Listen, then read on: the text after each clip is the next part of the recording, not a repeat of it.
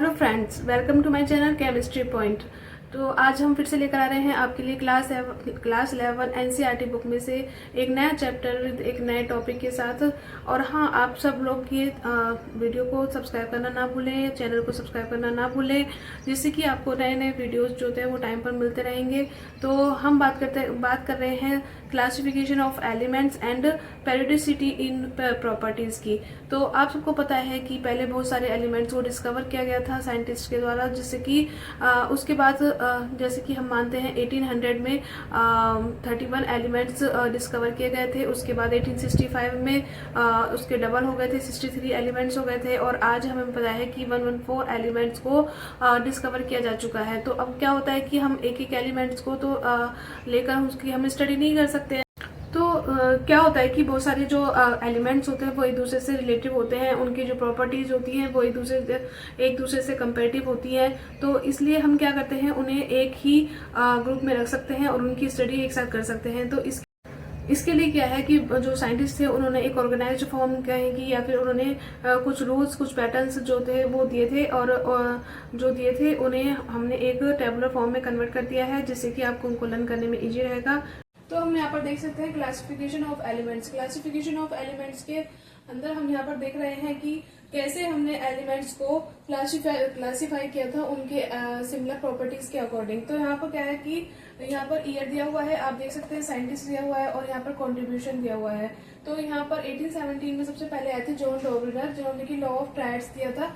Law of triads का मतलब होता है 3 group elements in triads based on similar properties. तो यहाँ पर क्या हुआ था कि 3 एलिमेंट्स थे उनको एक ही ग्रुप में रखा गया था, जो कि सिमिलर प्रॉपर्टीज शो कर रहे थे। उसके बाद 1864 में जॉन न्यूलैंड आए थे, जिन्होंने लॉ ऑफ ऑक्टेव दिया था। लॉ ऑफ ऑक्टेव का मतलब होता है every eighth element had similar properties when arranged by mass. तो उनको मास, एटॉमिक मास के अकॉर्डिंग उनको अरेंज किया गया था, और 8th एलिमेंट जो था वो उनको वहां रखा गया था, जो कि सिमिलर प्रॉपर्टीज शो कर रहे थे। तो आगे हम चलते हैं।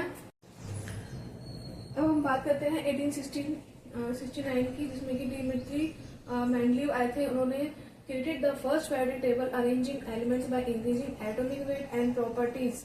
तो उन्होंने क्या किया था, जो एलिमेंट्स थे उनको periodic टेबल में एटॉमिक वेट के अकॉर्डिंग और उनकी प्रॉपर्टीज के अकॉर्डिंग अरेंज किया था।